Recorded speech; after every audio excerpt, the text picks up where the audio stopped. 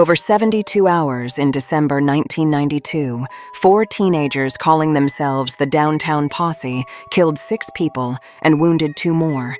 One survivor would later say, "They were like sharks. Once they tasted blood, they couldn't stop." Dayton, Ohio, in December 1992, was decorated for Christmas. The tree lighting on Courthouse Square had drawn families bundled against the cold. The Dayton Arcade, temporarily reopened with pop-up shops for the holidays, buzzed with last-minute shoppers looking for gifts. Downtown streets sparkled with lights. Storefronts displayed seasonal decorations. The city felt festive, safe, ready for Christmas. Nobody could have imagined what was about to happen. 4 young people, 2 teenagers and 2 barely past their teens, had grown tired of panhandling on the courthouse steps. They called themselves the Downtown Posse, though they were less a gang than a loose association of runaways and estranged youth with nowhere else to go. They'd been drifting through the city, sleeping in abandoned houses, bumming change, going nowhere. On Christmas Eve morning, 16-year-old Laura Taylor turned to the group with a suggestion that would change everything.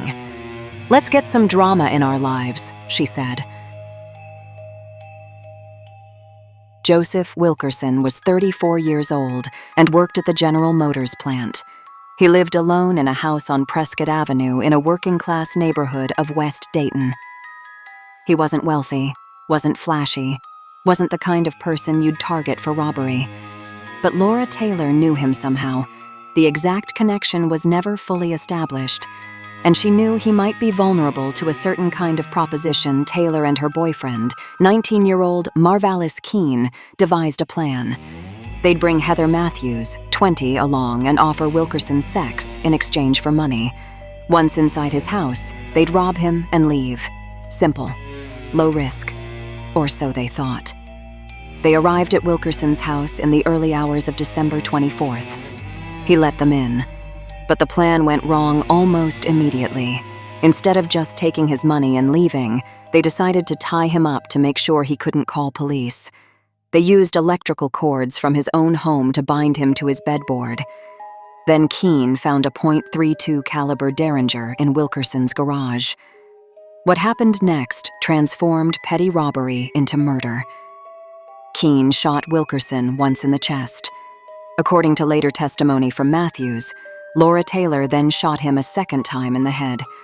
They left him dead in his bedroom, took his car, and drove away with stolen property worth maybe $100. Joseph Wilkerson's body wouldn't be discovered for 2 more days.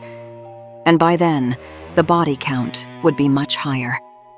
Later that Christmas Eve, the group recruited DeMarcus Smith, Matthews' 17-year-old boyfriend, to join them. They were driving around in Wilkerson's stolen car, high on adrenaline, looking for more targets. Around midnight, they spotted 18-year-old Danita Gillette standing at a payphone on Neal Avenue near a neighborhood market. Danita was a young mother with a 2-year-old daughter at home. Her family was waiting for her to come home so they could start their Christmas Eve celebration. Her mother had prepared the traditional meal of chili and cornbread. Danita's older sister, Rhonda, had told their mother they'd just delay dinner until morning. She took Danita's daughter home to bed, expecting her sister would arrive soon. But Danita never made it home. The Downtown Posse approached her at the payphone and demanded her belongings. She complied immediately, handing over everything she had. It wasn't much. A backpack, a plaid coat, a pair of shoes, and 50 cents. Despite her cooperation, they shot her 5 times. Just shot her, clinically, without hesitation or remorse. Danita survived the initial shooting long enough for paramedics to arrive, but she died on the way to the hospital. The group drove away wearing her coat and shoes, carrying her backpack, 50 cents richer.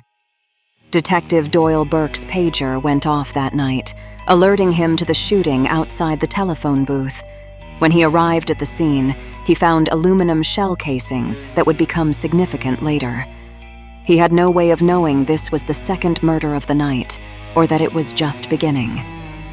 Before Christmas Eve ended, the downtown posse targeted another victim. Heather Matthews had an ex-boyfriend, 28-year-old Jeffrey Wright. For reasons that were never fully explained, perhaps Matthews wanted revenge, perhaps the group just wanted more violence, they went after him at a house on Yuma Place. They shot Jeffrey Wright 4 times outside the residence. But Wright survived. He made it to the hospital, underwent surgery, and lived to tell investigators what happened, that survival would prove crucial to the investigation, though detectives didn't know it yet. Christmas morning 1992 arrived. Families across Dayton opened presents, cooked holiday meals, celebrated together. The downtown posse, meanwhile, had taken over Joseph Wilkerson's house as their base of operations. They'd been using it to party, to plan, to rest between crimes. Nobody knew Wilkerson was dead in his bedroom. Nobody was looking for them yet. Laura Taylor had another idea. She had an ex-boyfriend, 19-year-old Richmond Maddox, who lived with his parents on Larkspur Drive. She convinced him to take her for a drive. What Maddox didn't know was that Keene, Matthews, and Smith were following behind in another stolen car, watching and waiting. As they drove through Dayton, Maddox eventually noticed the trailing vehicle. He became suspicious, spooked by the car that wouldn't stop following them. He gunned the accelerator, trying to lose them. That's when Laura Taylor pulled out a Derringer, pressed it against Maddox's right temple, and fired. The car crashed on Benton Avenue. Taylor bailed out before impact, running to join the others. Richmond Maddox was later pronounced dead from the gunshot wound to his head. He'd been killed by his own ex-girlfriend, murdered on Christmas Day for reasons that made sense only to killers for whom violence had become entertainment. By now, Dayton police were aware of multiple shootings, but they hadn't yet connected them. A man shot at his residence, a woman killed at a payphone, a man killed while driving. These seemed like separate incidents, different locations, different circumstances, different methods. Detective Burke was investigating the Gillette murder. Other detectives were handling other cases. Nobody had put together that a single group was responsible for all of it. That was about to change. On the morning of December 26th, 2 men walked into the short-stop mini-market on West 5th Street. It was early, around 9 a.m., and the store was just opening. Sarah Abraham, 38 years old and a mother of 3, was working behind the counter. Her oldest child was 11. She was there to earn extra money over the holiday, taking a shift at her family's business so they could make it through the season. The 2 men, Keene and Smith, demanded money. Sarah immediately complied, opening the register and handing over cash. There was no resistance, no argument, no reason to escalate. They shot her anyway. Sarah Abraham was shot in the face. A customer in the store, Jones Pettis, was also shot. A 71-year-old part-time worker, Jimmy Thompson, survived only by pretending to be dead, lying motionless while the shooters moved through the store. The men ran out with minimal cash. The store had just opened. There wasn't much money in the register, leaving Sarah Abraham mortally wounded behind the counter. She would die 5 days later in the hospital, never regaining consciousness. When Detective Burke arrived at the short-stop mini-market crime scene, he found something crucial. Aluminum shell casings identical to those found at the Danita Gillette murder scene 2 nights earlier. For the first time, detectives realized these crimes were connected. They weren't dealing with random, separate incidents. They were dealing with a spree killer or killers moving through Dayton, shooting people for almost no reason at all. Within minutes of the short-stop shooting, police received another call. An armed carjacking at a Salem Avenue gas station in the same neighborhood. A woman had been filling her tires with air when 2 males approached her, both armed with guns.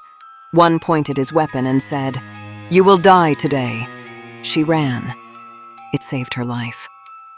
The group took her Dodge Shadow and swapped license plates with the car they'd been driving.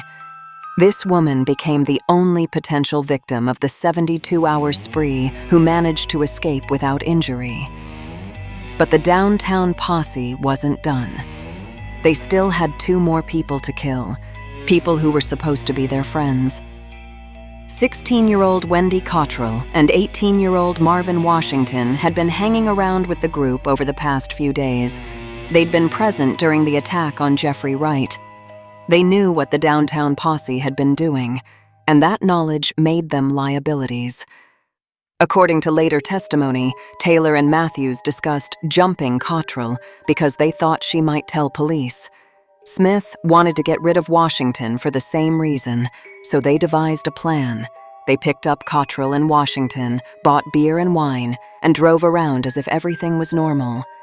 Keene eventually said he needed to use a restroom. He pulled into a city-owned gravel pit on Richley Avenue, parked the car, and announced everyone needed to get out. Cottrell and Washington were ordered behind a large pile of dirt. They probably realized what was about to happen. There was nowhere to run, nobody to hear them scream. Keene and Smith executed them both, shooting them multiple times and leaving their bodies hidden behind the dirt pile. The bodies wouldn't be discovered until after the killers were in custody, when Laura Taylor told a minister about the murders during a jail visit. By the afternoon of December 26th, Dayton police had connected most of the crimes through ballistics evidence, witness descriptions, and the pattern of stolen vehicles. They knew they were looking for a group, probably young, definitely dangerous, using stolen cars and moving through West Dayton neighborhoods. Sergeant John Huber was on patrol when he spotted a black Dodge Shadow on Kumler Avenue, the same car stolen from the gas station earlier that day. He called in a plate check. The registration didn't match a Dodge Shadow. Huber knew immediately this was a stolen vehicle. He called for backup units closed in from all directions, surrounding the car before the occupants could react. Inside were all 4 members of the downtown posse: Marvallous Keene, Laura Taylor, Heather Matthews, and DeMarcus Smith. The capture, after so much violence, was anticlimactic. They complied, put their hands up, didn't resist. DeMarcus Smith briefly fled on foot, but was apprehended shortly after police confiscated several weapons from the vehicle and the nearby house where the group had been staying. Sergeant Huber would later learn that during the traffic stop, Laura Taylor had told Keene to shoot him Keene, for reasons he never explained, refused. It was perhaps the only killing he'd had the opportunity to commit, and chose not to. As detectives interrogated the 4 suspects, the full scope of the spree became clear. 6 people dead: Joseph Wilkerson, Danita Golette, Richmond Maddox, Sarah Abraham, Wendy Cottrell, and Marvin Washington. 2 survivors: Jeffrey Wright and Jones Pettis. Multiple stolen vehicles, armed robberies, a 72-hour reign of terror that had terrorized an entire city during Christmas. The investigation revealed troubling details about the perpetrators' backgrounds. Marvallous Keene had once been a good student with no criminal record, but his older brother had been killed during a robbery in 1991, and that death had profoundly affected him. He'd become depressed, given up on school, grown morose and withdrawn. He'd moved between his parents' homes before ending up in a flop house with nowhere to go and no direction. Laura Taylor was 16, a runaway who'd become estranged from her family. Heather Matthews was 20, also disconnected from family support. DeMarcus Smith was 17. None of them had significant criminal histories before this spree. They were young people who'd fallen through society's cracks and found each other on courthouse steps, panhandling and drifting. But that didn't explain what they'd done. Detective Burke, who'd spent decades working homicides, struggled to comprehend the motivations. These weren't robberies gone wrong. The victims had cooperated, handed over money and possessions. The killings served no purpose except the killings themselves. They were just killing people randomly for nothing, literally nothing. Burke said, there was not even a motive in these cases. It was just for fun. Joy killing. Thrill killing. Murder as entertainment. The psychological term is spree killer, someone who commits multiple murders in different locations over a short period, with no cooling-off time between crimes. Unlike serial killers who plan carefully and wait between murders, spree killers are caught up in momentum, escalating rapidly once the violence starts. Sergeant George Hammond, who worked the case, put it more viscerally. They were like a shark. Once they tasted blood, they couldn't stop. The prosecution faced decisions about how to charge the 4 defendants. All were arrested on multiple counts of aggravated murder and robbery. But only 2 were adults under Ohio law: Marvallous Keene, 19, and Heather Matthews, 20. Laura Taylor was 16. DeMarcus Smith was 17. The juvenile status complicated charging decisions and sentencing options. Prosecutor Matthias Heck, Jr. announced his intention to seek the death penalty for Keene and Matthews. Both were held on $5 million bond. The case against them was overwhelming. Forensic evidence, witness testimony from survivors, the defendants' own statements, and the sheer number of crimes committed in rapid succession. The trial began in summer 1993. Heather Matthews reached a plea deal, agreeing to testify against the others in exchange for life imprisonment instead of death. DeMarcus Smith pleaded guilty the morning his trial was scheduled to begin, also receiving life. Laura Taylor and Marvallous Keene went to trial. The evidence was devastating. Survivors identified them. Ballistics connected the weapons. The timeline was reconstructed through witness accounts and physical evidence. The jury found both guilty on all counts. The only time they showed emotion is when it came time to be sentenced, said Rhonda Gillette, Danita's sister, who attended the trial. Then they were crying and doing all of that. Marvallous Keene was sentenced to death for 5 of the 6 murders. Laura Taylor, as a juvenile, received life imprisonment. Heather Matthews and DeMarcus Smith both received life sentences as part of their plea agreements. The Christmas killings devastated multiple families simultaneously. Rhonda Gillette had to raise her 2-year-old niece after Danita's death. Sarah Abraham's 3 children grew up without their mother. Richmond Maddox's parents buried their teenage son. The Wilkerson, Cottrell, and Washington families all faced holidays forever, tainted by memories of 1992. Marvallous Keene spent nearly 17 years on death row, filing appeals that were systematically denied.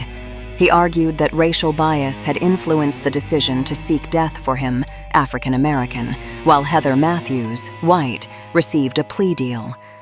The courts rejected this argument. On July 21, 2009, Keene was executed by lethal injection at the Southern Ohio Correctional Facility in Lucasville. He was 36 years old. When asked if he had any final words, he remained silent. 7 relatives of his victims witnessed the execution.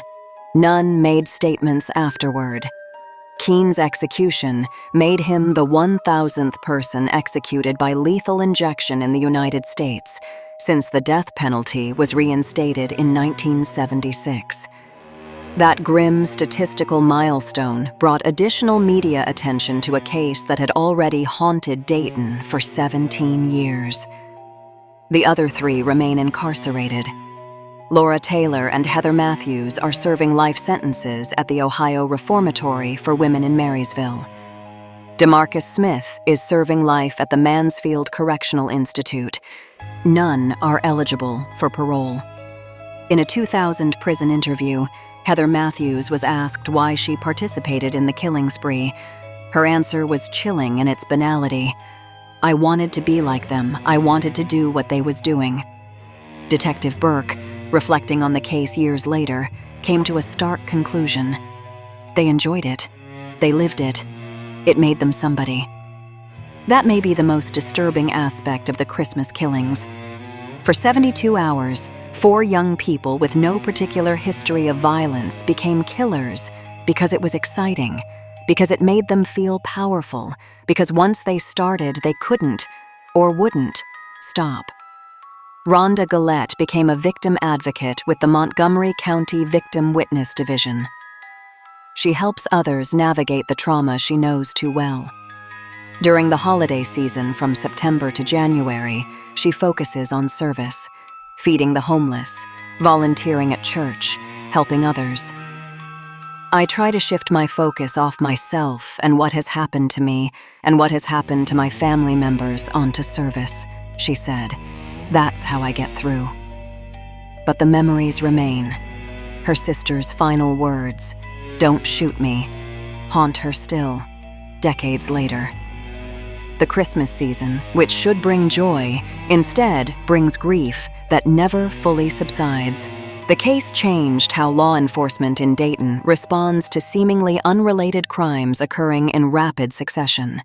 The connection between the murders wasn't obvious until the ballistics evidence at the short stop linked back to Danita Gillette's shooting.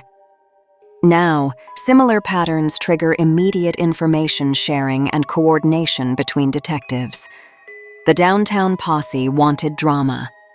They got it, and 6 families paid the price.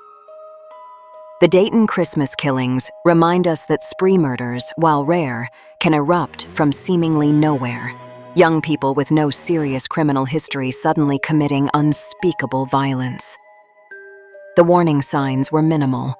The escalation was rapid, and once it started, it didn't stop until police forcibly ended it. 72 hours, 6 dead, 2 wounded, and families who will never experience Christmas the same way again. So here's what haunts me about this case. These weren't seasoned criminals. They were teenagers bumming change on courthouse steps. What made them capable of executing friends in a gravel pit? What internal switch flipped that transformed boredom into murder? This is part of the Christmas series, looking at how the holidays can become horror. If this kind of deep investigation into both the crimes and the aftermath is what you're looking for, subscribe for more.